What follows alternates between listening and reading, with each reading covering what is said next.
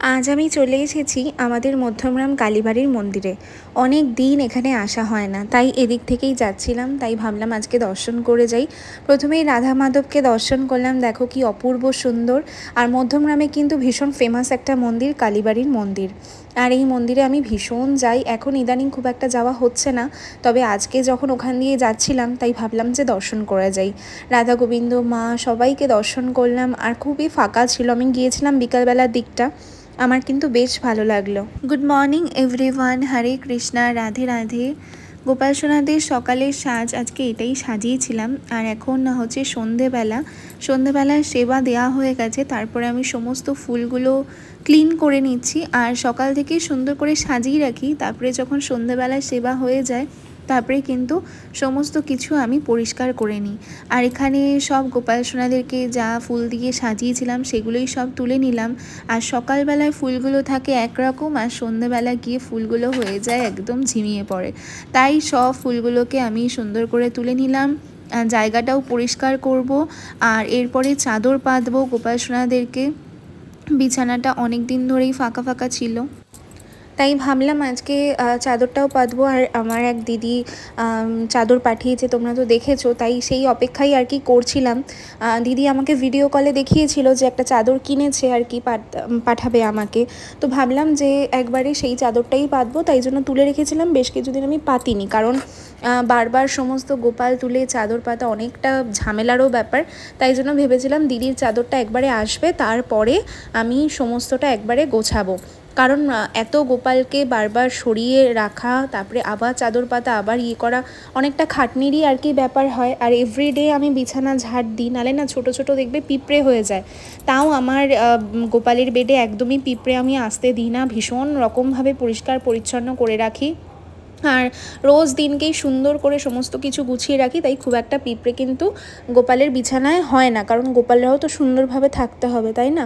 আর এখানে দেখো গোপালদের সারাদিন সাজিয়ে রেখেছিলাম, আর এখন সমস্ত কিছু তুলে দিচ্ছি।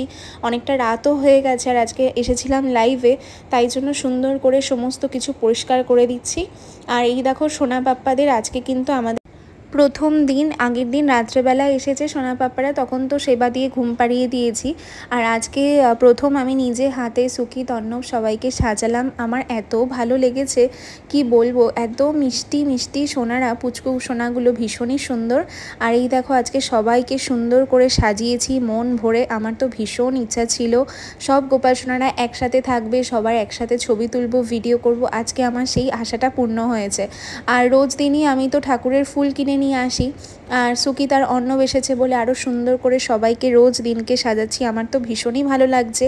আর এই কয়দিন তো জানো বন্ধুরা, প্রচণ্ড বৃষ্টি হচ্ছে, আর তাই জন্য ভেবেছি আজকে একটু খিচুড়ি করে দেব। আর এত বৃষ্টি হচ্ছে তো তাই ভাবলাম যে আজকে একটু খিচুড়ি বানিয়ে দিই।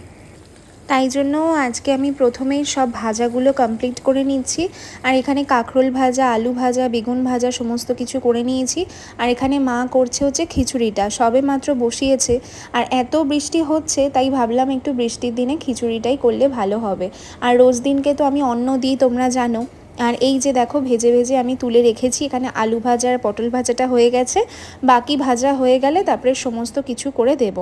আর আজকে সাজটা কিন্তু এই যে এরকম সাজিয়েছিলাম, আগের দিনের সাজের ভিডিওটা একসাথে অ্যাটাচড করে দিয়েছিলাম তোমাদের সাথে। আর কি যে অপূর্ব সুন্দর লাগছে, তোমরা দেখো বন্ধুরা, অপূর্ব সুন্দর লাগছে সোনা পাপ্পাদেরকে দেখতে। আমি মন ভরে সোনাদেরকে সাজিয়েছি আর সুন্দর করে ড্রেস পরিয়েছি, দেখো কি ভারী সুন্দর লাগছে। আর হলুদ ড্রেসটা পরে যেন আরও বেশি ফুটেছে গোপাল সোনার। আর এই দেখো ছোট পুচকু সোনাদেরও কিন্তু জামা পরিয়ে দিয়েছি। আর এই দেখো কি সুন্দর লাগছে পিঙ্ক কালারের ড্রেসটা পরে। আজকে দুই যমজ ভাইকে দু রকমের সাজিয়েছি, ভেবেছিলাম দুজনকে পিঙ্ক কালারেরই পরাবো, তারপরে মা বললো যে না, দুজনকে দু রকমের পরা বেশি ভালো লাগবে, তাই জন্য আমি দুজনকে দু রকমের পরিয়েছি। আর এই দেখো আমার সোনাই সোনা আর মিশুক সোনা, দেখো কি ভারী মিষ্টি লাগছে। আর এই যে আমার ময়ূক সোনা। আর মা দোকানে যাওয়ার আগে সবার হাতে হাতে এরকমভাবে টাকা দিয়ে গেছে, মা বললো এটা ওদের কাছে রাখ। তো মা সবার হাতে হাতে ময়ূককে, তারপরে ওই দুজন পুচকু সোনাকে যারা আমাদের বাড়িতে এসেছে কিছুদিন থাকবে বলে আমার বান্ধবীর গোপাল, ওদেরকেও হাতে টাকা দিয়ে গেছে। মা বললো এটা ওদের কাছে থাক, আমি ভালোবেসে দিয়েছি এটা, তাই আমি ওদের কাছেই রেখে দিয়েছি। 3 জনকেই আর কি দিয়ে গেছিলো, মানে 3 জনকে দেওয়া মানে সব গোপালকেই দেওয়া। আর এখানে দেখো আজকে ভোগে দিয়েছিলাম হচ্ছে খিচুড়ি, তারপরে বাঁধাকপির পকোড়া আমি বানিয়েছিলাম, বেগুন ভাজা, আলু ভাজা, পটল ভাজা, কাঁকরোল ভাজা সব করেছি, আর মা খিচুড়িটা করেছে।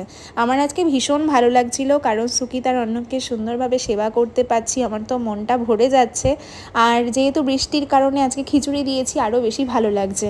আর ময়ূক সোনা দেখো কি স্মাইল করছে, দেখেছো? আর সবাই ভোগ দর্শন করো, কি দারুণ লাগছে দেখো। আর তোমাদের কেমন লাগলো অবশ্যই কিন্তু তোমরা কমেন্ট করে জানাবে। আমি রোজ দিন ভিডিও দেওয়ার চেষ্টা করছি তোমাদের সাথে, তাই রোজ তোমাদের সাথে ভিডিও আসবে, কথা দিয়েছিলাম আর কথা রাখছিও। আর তোমাদের কেমন লাগলো অবশ্যই কমেন্ট করে জানাবে। আজকের ভিডিওটা এইটুখানি, আবার দেখা হচ্ছে তোমাদের সাথে নতুন কোনো ভিডিওতে। সবাই খুব খুব ভালো থেকো। রাধে রাধে বন্ধুরা, হরে কৃষ্ণ, টাটা।